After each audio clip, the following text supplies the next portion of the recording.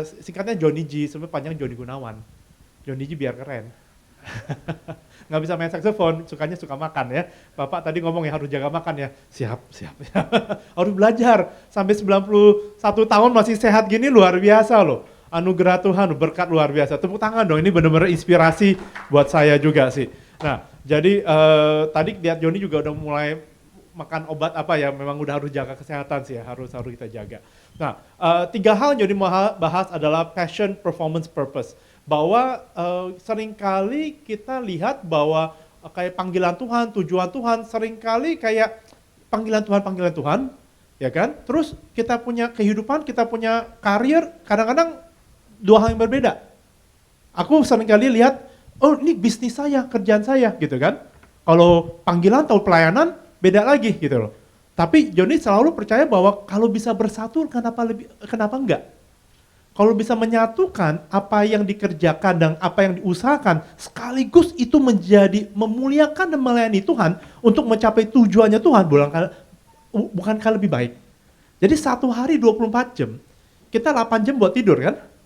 8 jam buat beraktivitas kerja usaha, 8 jam lagi buat yang lain-lain. Kalau 8 jam atas usaha ini, kita pisahkan dari Tuhan, kan sayang. Sebenarnya ini bisa kita pakai juga untuk bisa mencapai kemuliaan dan tujuan Tuhan. Nah, jadi itulah yang Johnny percaya, yang Johnny jalankan. Jadi usaha yang sekarang Johnny percaya adalah, sekarang nama kerennya tuh social enterprise. Bagaimana bisnis itu dampak sosial. Bisnis bukan cuma cari untung, tapi bisa dampak sosial, bisa bantu banyak orang, bisa bantu merubah environment dan lingkungan yang ada lah. Itu yang Johnny coba jalani sekarang, yang puji Tuhan sekarang banyak kemajuan, ada traction dari sana.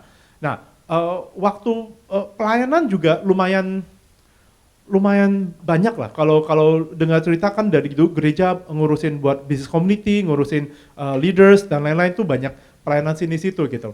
Nah, cerita awalnya kenapa bisa begini?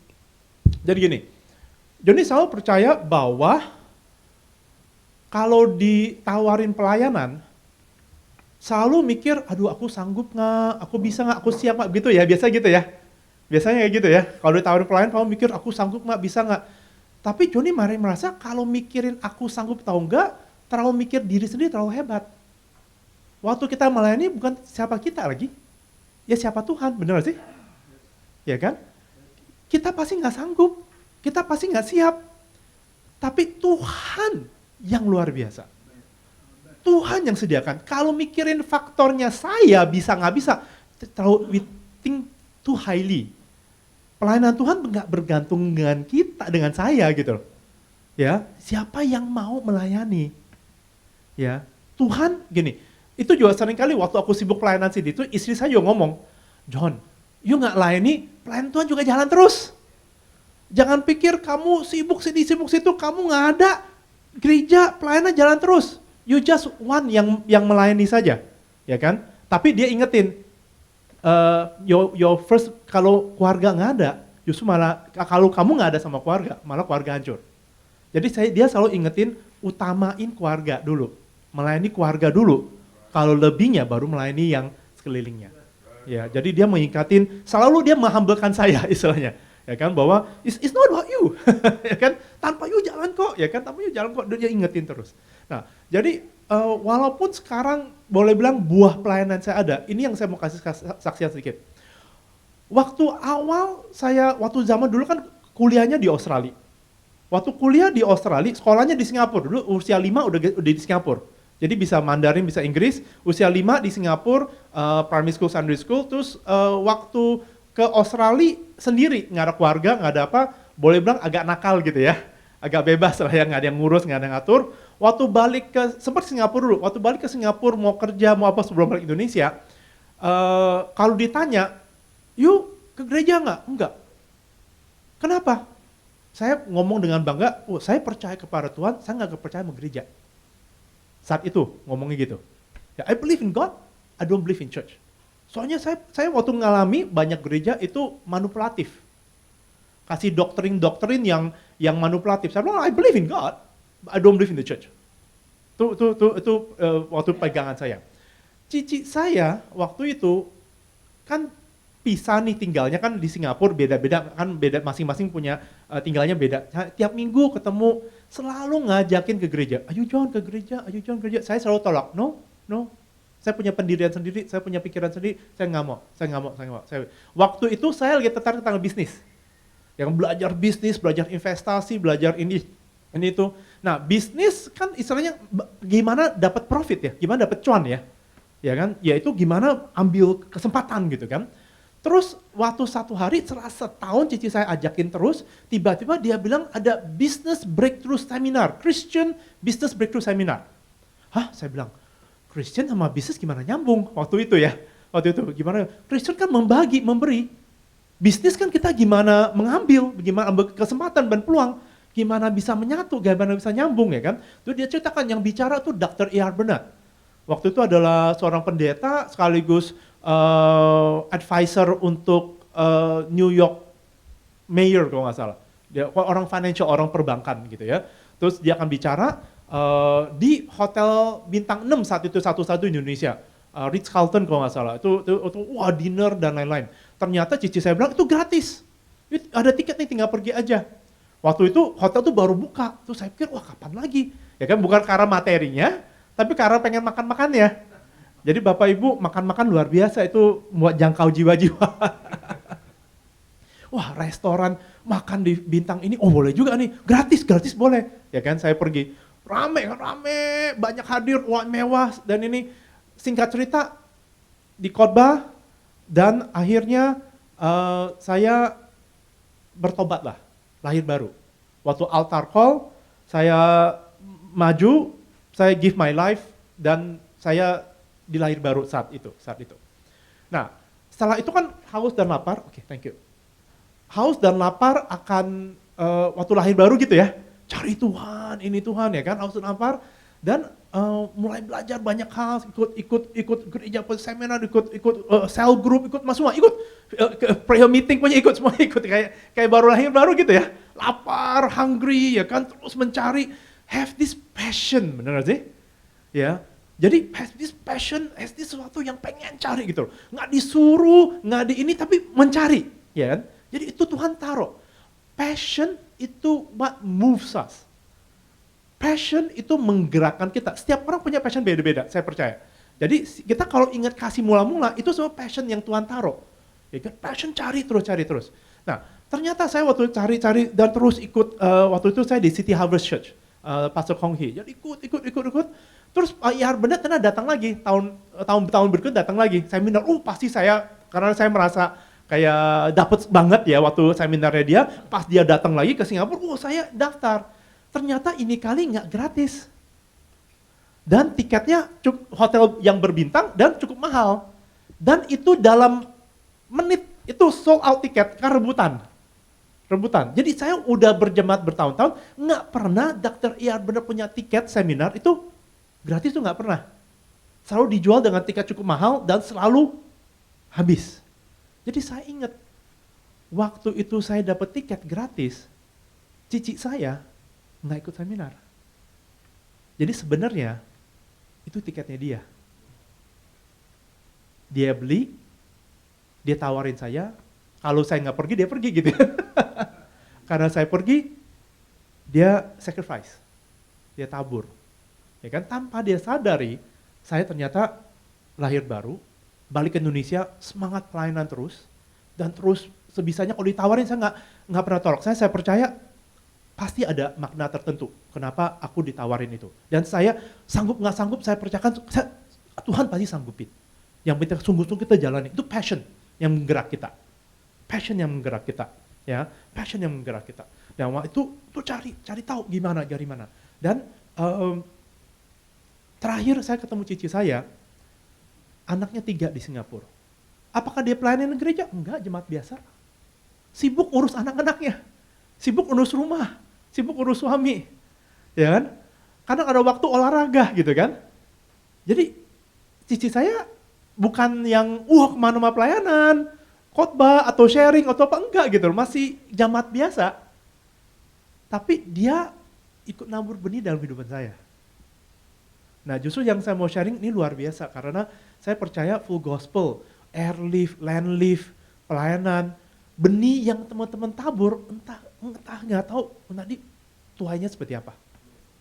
Ya kan? Cici saya tiket seminar dia sebagai benih dia tabur. Dia nggak pernah tahu ternyata tuaiannya seperti apa, dampak apa yang terus menerus. Dianya masih sama, masih baru mulai kerja karena ngurus anak 3 sampai udah cukup gede, baru mulai setelah sekian lama nggak kerja, sekarang mau mulai kerja lagi. Mulai kerja akunting gitu, masih kayak mulai fresh grad, istilahnya masih baru gitu kan, walaupun usianya udah tertentu. Nah, cici saya di Singapura tuh yang ajak saya seperti itu. Nah, so nggak pernah mengecilkan how small your seed is, your sacrifice. Seberapa kecil benih, seberapa kecil kehadiran, sharing kesaksian bisa berdampak sampai seperti apa kita nggak pernah tahu. Jadi jangan pernah terus melayani, jangan pernah terus memberi. Nah, itu yang poin pertama adalah passion. Nah, adalah passion. Passion adalah apa yang Tuhan taruh dalam hidup kita untuk menggerakkan kita. Entah kenapa di bidang itu kita tertarik. Mau di logam mulia, ya kan? Mau di IT atau mau di nyanyian pujian, ya kan? Entah kenapa tentang hal itu menggerak gampang, ya kan? Tergerak untuk make us move, ya kan, mau kita menggerak. Kalau saya tentang bisnis investasi itu tentang belajaran, tentang improvement itu mudah. Tengah malam ngantuk-ngantuk, tiba-tiba temen ngobrol konsultasi bisnis bisa seger sendiri. Ngomongin soal uang, ngomong soal ini langsung bisa seger sendiri. Jadi buat saya bisnis bukan sesuatu yang melelahkan, tapi sesuatu yang semangat, yang berikan energi dan passion. Nah, saya mulai lihat bahwa Tuhan taruh passion ini tujuannya apa? Setuju nggak sih? Siap passion yang sudah tahu pasti ada tujuan tertentu. Dan tujuannya pasti adalah untuk memuliakan nama Tuhan. Ya, pasti untuk the great commission and the great mission. Nah, jadi passion ini kita ambil untuk menggerakkan. Nah, tapi passion saja nggak cukup. The world do not care about your passion. Ya kan, soalnya anak-anak muda sekarang, saya mau kerja, mau sekolah sesuai passion. Dunia nggak peduli passion kita. Dunia hanya peduli performance kita. Ya, Tuhan melihat hati, tapi manusia melihat outward appearance, ya kan? Jadi passion itu Tuhan taruh supaya menggerakkan kita. The world don't care about your passion. Ya, tapi apa yang membuat gerak kita menjadi sebuah performance? Itu yang itu yang dunia melihat. Di Amsal di slide ya, ini slide selanjutnya. Bisa nggak? Oke, percepat.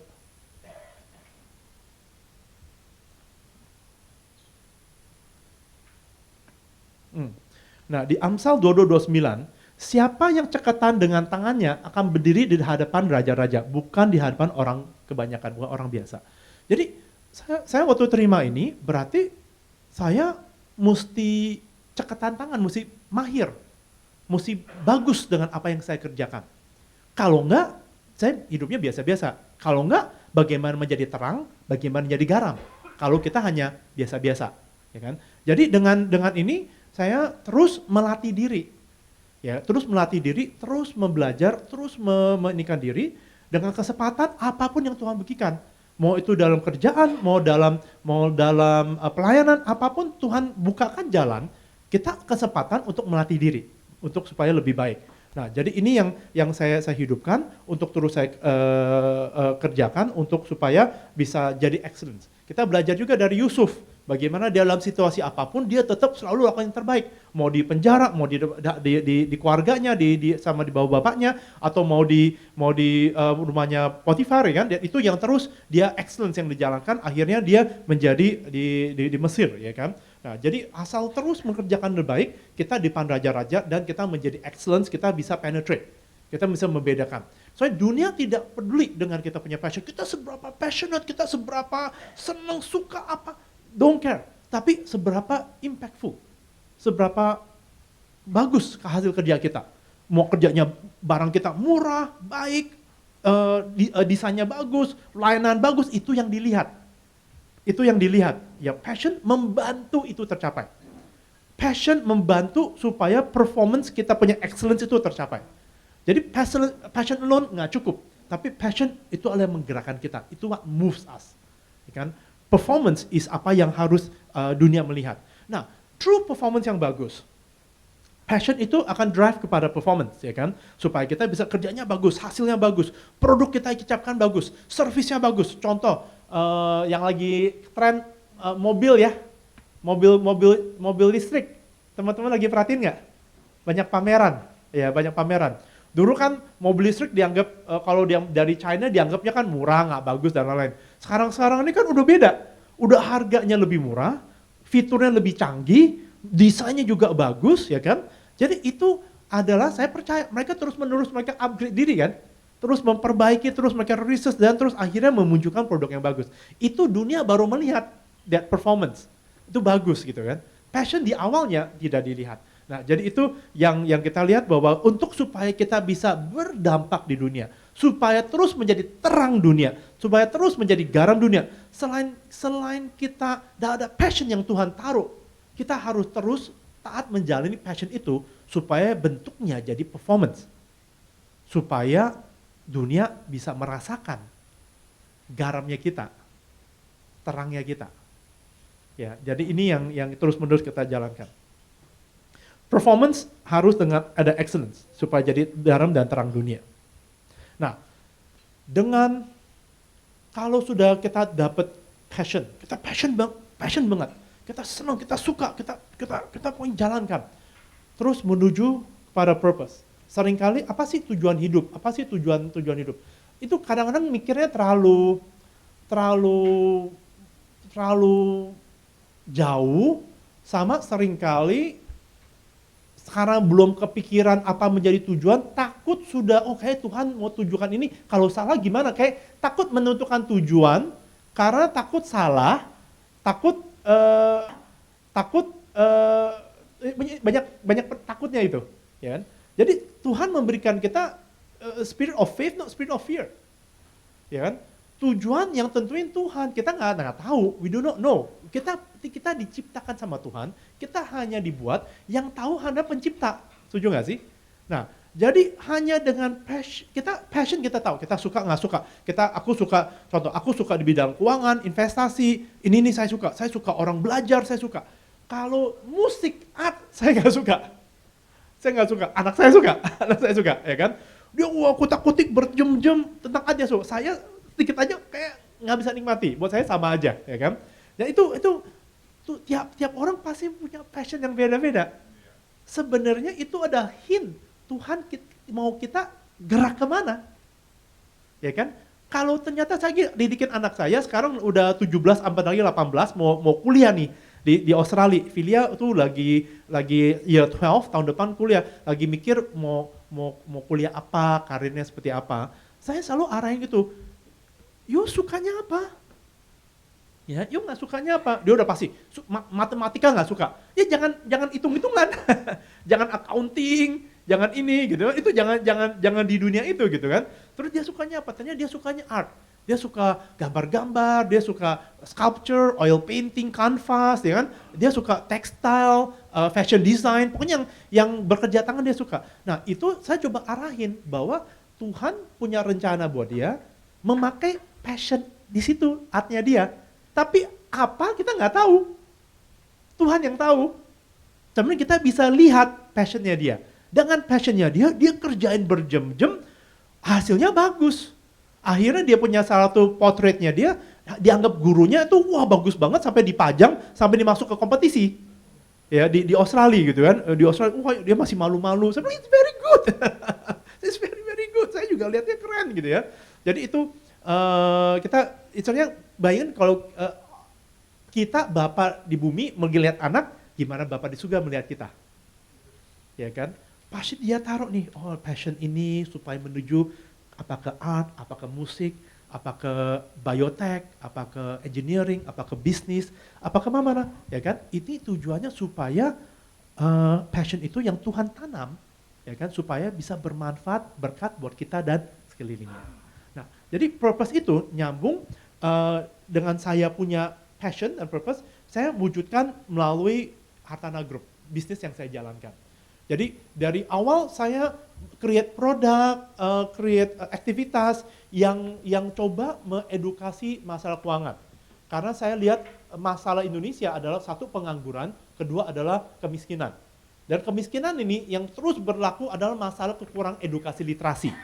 Dan kalau kita mau training edukasi literasi, itu biaya besar untuk kita jalan terus. Jadi kita mikir ide gimana untuk dari bisnis ini kita mencukupi kita untuk memberikan pelatihan, pembimbingan untuk masalah keuangan, masalah utang, masalah hal-hal seperti itu yang kita bantu masyarakat. Jadi ini yang kita udah, yang Joni sudah jalankan melewati Hatana Group. Jadi Joni align passion yang Tuhan taruh, terus dikembangkan dengan performance dan excellence, dan dituangkan menjadi sebuah produk dan service yang dinikmati oleh masyarakat untuk supaya bisa menjangkau masyarakat di level manapun. Nah, jadi ini yang kita coba bikin lewat aplikasi, lewat product solution, lewat macam-macam untuk supaya bisa bantu masa depan Indonesia itu lebih baik lah dengan keuangan.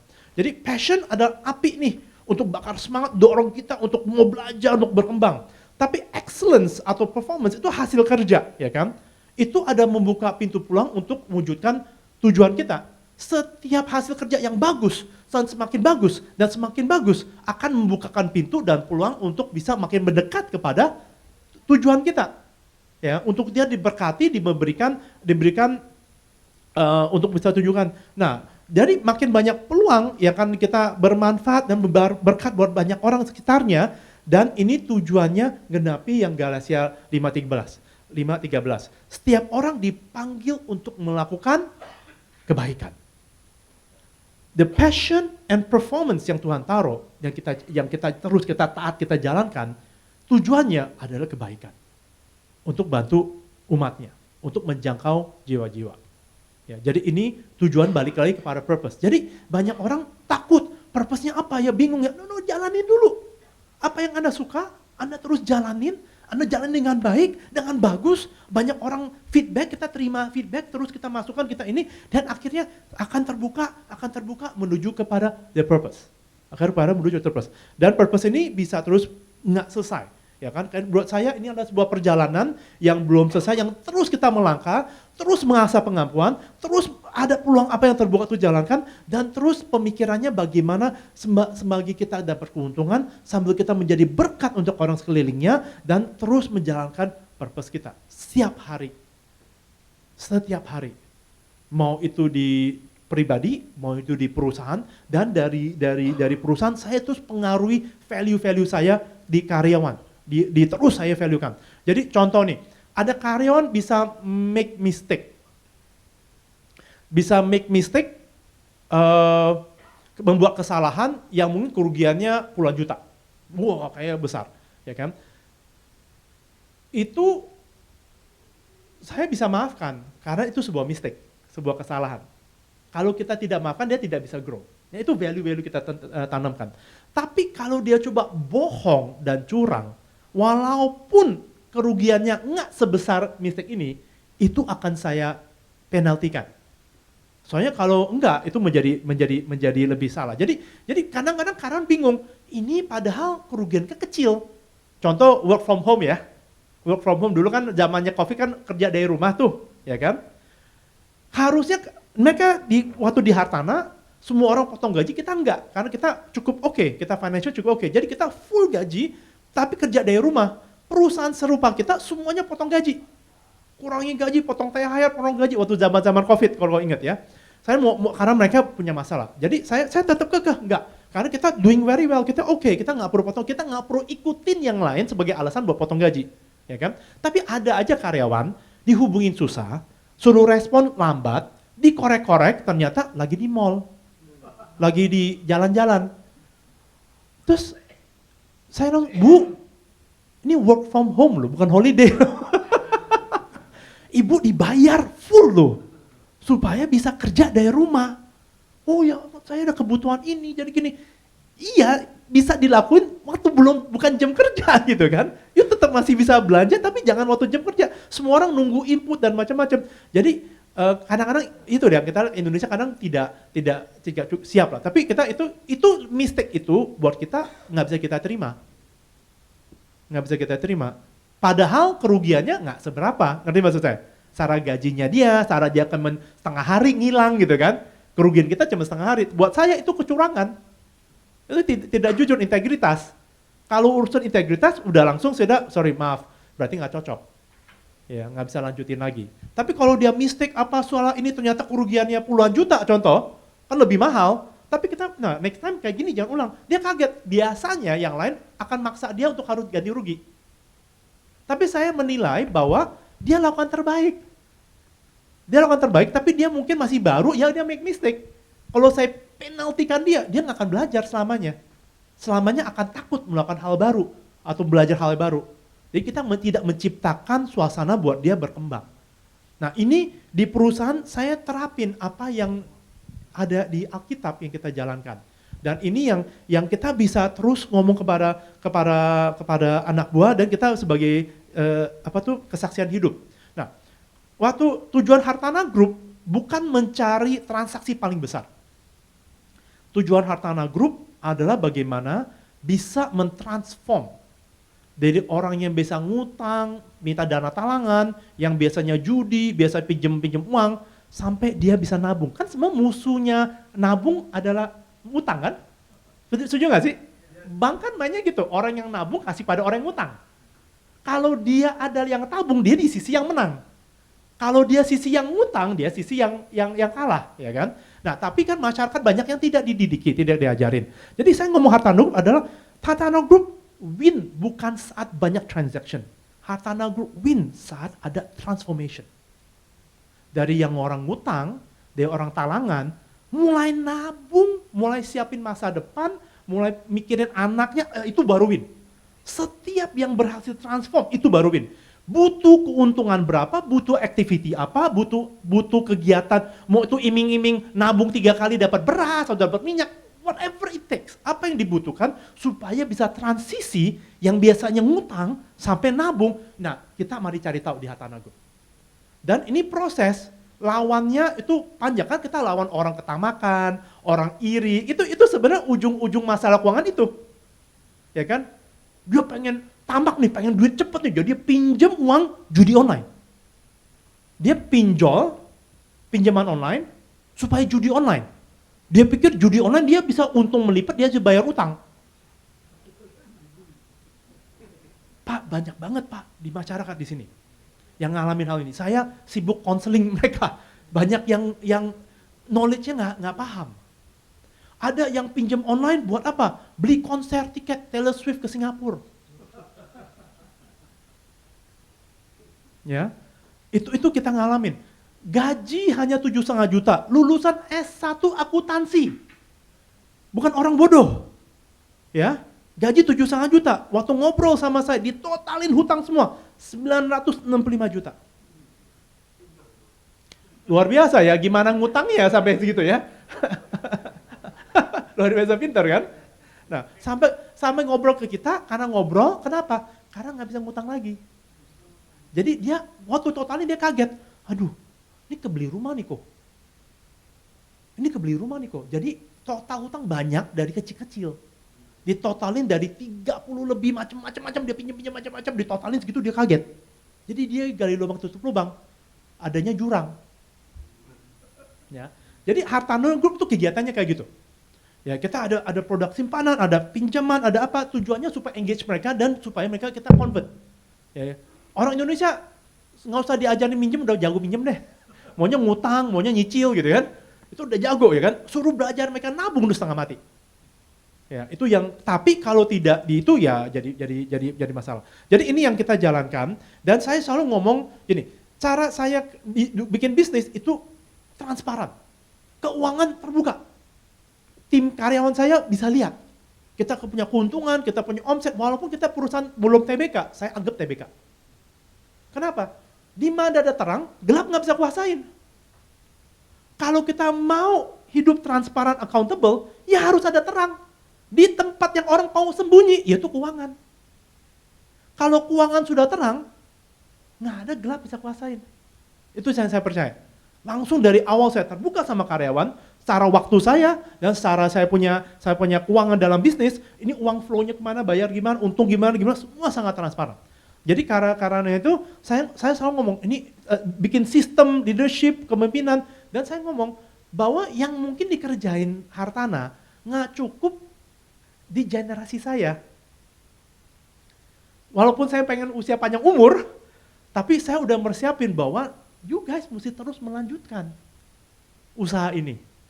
Soalnya buat generasi, buat jutaan, ratusan juta penduduk Indonesia, masyarakat, masih butuh bantuan kita. Yang kita lawan adalah yaitu iri, tamak, ya kan, lifestyle, habit-habit yang pengen uang cepet, pengen gaya-gaya, itu nggak bisa rubah dalam langsung, ya kan, butuh waktu sangat panjang dan terus menerus dibimbing. Nah, jadi itu yang saya cara pimpin ya. Nah, ini bisa saya jalankan karena saya terima passion kita pertama yang Tuhan taruh. Dari passion itu kita jalanin performance, terus belajar leadership, terus belajar sistem, terus belajar produk, belajar situasi di lapangan dan lain-lain, belajar manajemen, belajar keuangan dan lain. Semua saya pelajarin supaya nggak bisa istilahnya gini, oh karena saya mau melayani, jadi keuangan saya berantakan, nggak bisa kayak gitu ya. Terlalu sibuk saya melayani, terlalu sibuk saya bantu, jadi accountingnya saya lupa ngurusin, ya itu kan nggak excellence, nggak accountable. Ya kan, jadi seringkali kecewa kayak gitu, ya kan, ternyata kalau tidak ini nomor. Nah jadi saya coba jalankan yaitu dari passion menuju ke performance dan menuju ke purpose. Dan purpose ini saya bilang saya nggak selesai. Saya lagi berusaha supaya next generation menggantikan saya udah siap.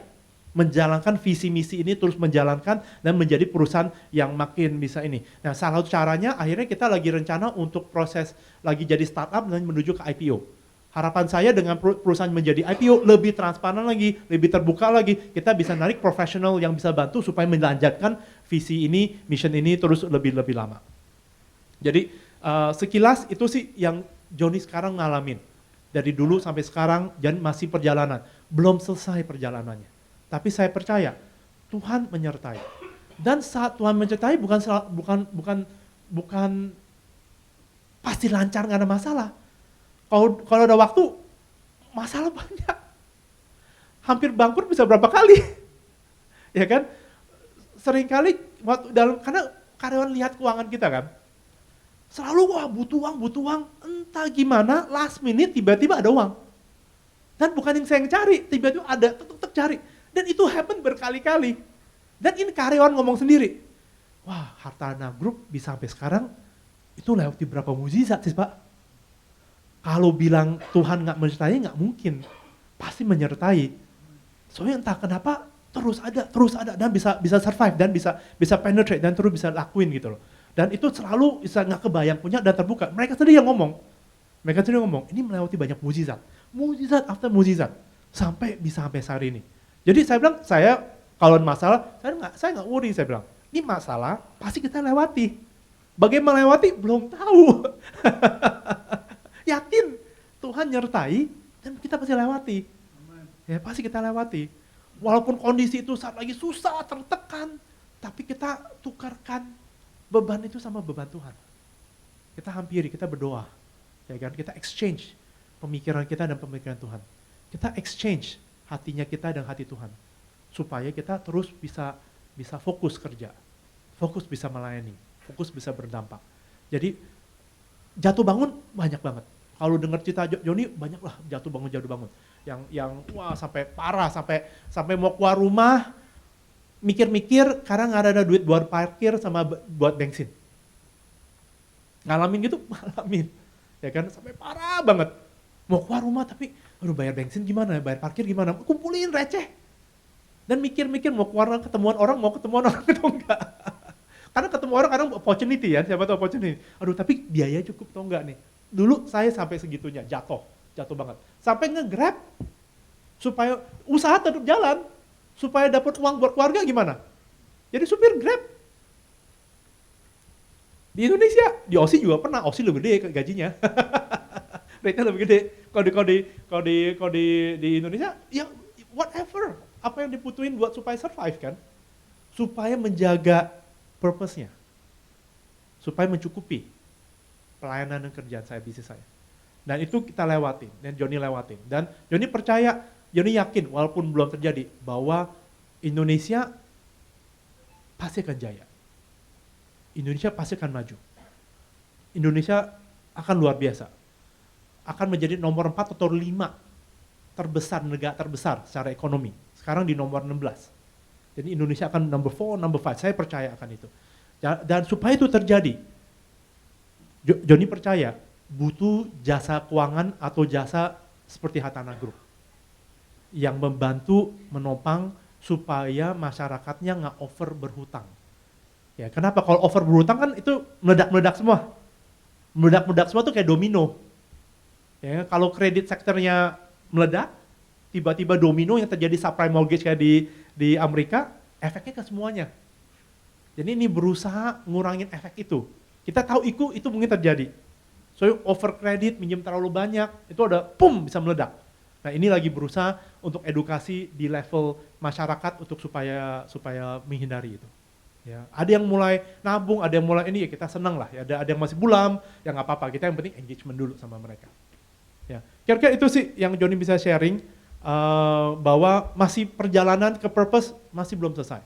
Tapi dari yang passion yang Joni dapat terus kita jalankan sampai menemukan kita punya performance, kita kembangin terus, nggak berhenti juga, dan kita mulai satu langkah lebih menemukan our purpose, our position.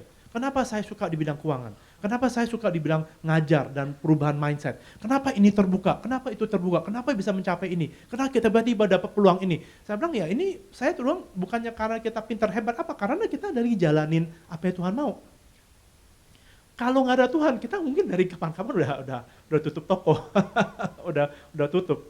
Ya, tapi terus pertolongan datang. Ya kan? Terus tiba-tiba customer yang kita nggak hubungin, yang kita nggak follow up, tiba-tiba, saya mau ini, saya mau gini. Wah, dari mana? Ya datang. This miracles after miracle pushing us forward, buat kita maju terus. Ya, semoga ini sharing mengingatkan teman-teman atas your passion, ya kan, perjalanan menuju your performance sama-sama, kita menuju purpose sama-sama. Ya, dengan ini saya balikan lagi.